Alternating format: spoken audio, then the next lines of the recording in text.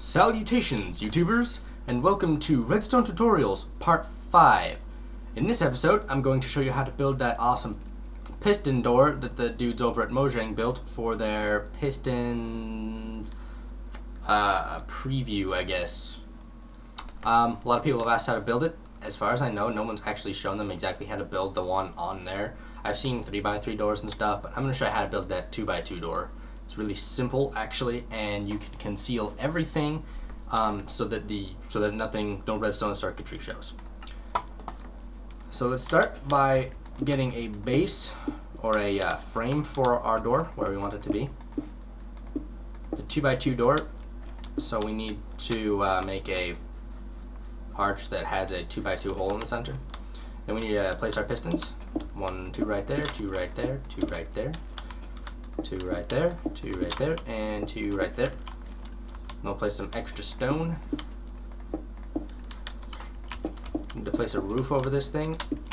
The walls need to come out 2 past the pistons at least. Of course, once this is all done and built, you can choose it to do whatever you want with it. Next, right here, we're going to dig down 2 squares and place 2 redstone torches here. Then we'll come back up and fill that in. Now we get to start working out here. So we need to place a stone in a pattern that looks like that. Sorry.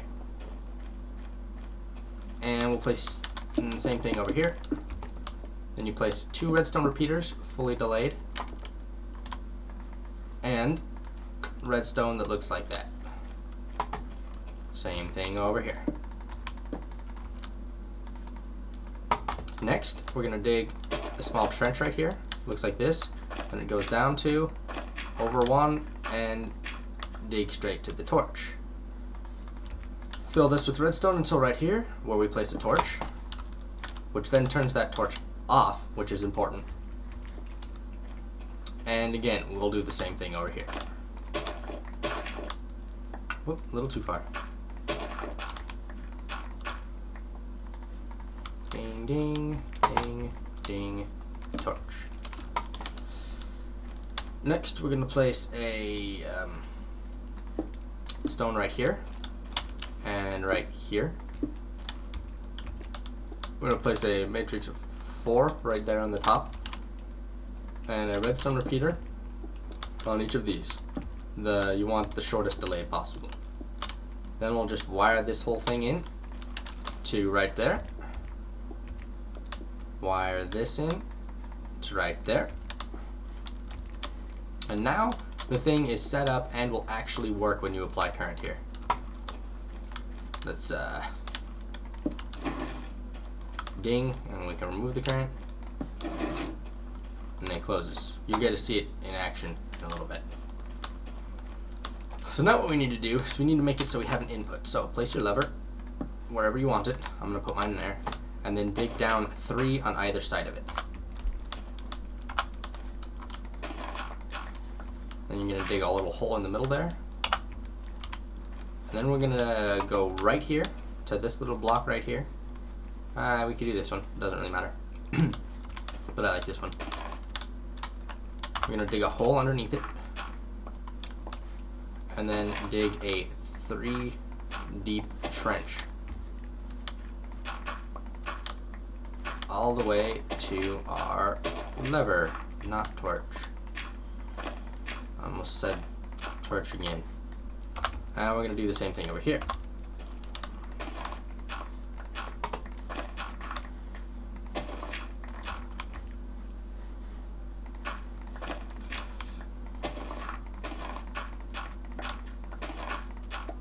Alrighty, so now we'll place 2 torches, one right there, which will open that side of the door, and we're going to place one right there, which then closes that. Next, we need to put a torch here, and a torch here. Put a redstone in between them so it's triggered by the lever. Now the torches are off. And then we'll wire these torches up to the other 2 torches. And which will then turn that part off.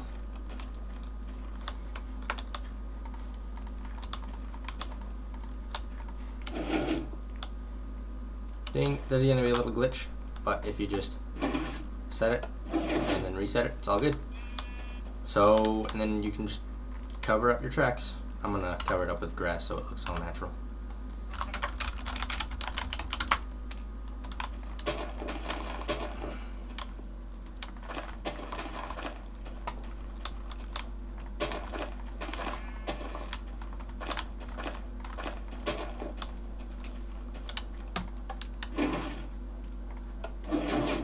So the way this thing works is actually incredibly simple. We've got this lever which powers all the redstone beneath here. When you flip that, it'll turn the torch on, which will power this right here. Okay? So the whole idea is that we need the power sources that are going to power these two pistons first, and then we power these pistons. Reason being is that when these pistons move in there, they'll automatically be powered, and they'll shut off first. They'll shut off first so that they can be pulled back.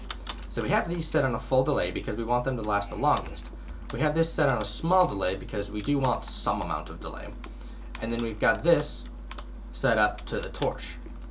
So when we flip that switch, you'll see this goes on. This will turn this off, which then turns that torch on. And then this will turn this part on, which doesn't quite turn anything on yet. But then when this delay finishes, the pistons push out, and then those pistons right there, I guess right there, check and see if they're powered. And then they see that they are powered, so then they push out this way. Then when we turn the torch off, these two power sources go off first, so they pull back, and then this delay happens, and so this goes off, and then they pull those pistons back. It's incredibly simple. It's actually a lot more compact than it sounds like it would be. Like, it sounds like it should be huge, but it's actually really small. And you can conceal everything aside from the pistons, and there's no way to conceal those because those are needed for the mechanism. Just be careful, don't be like right here and press the lever and you'll get stuck. Like, yeah, I'm stuck right now.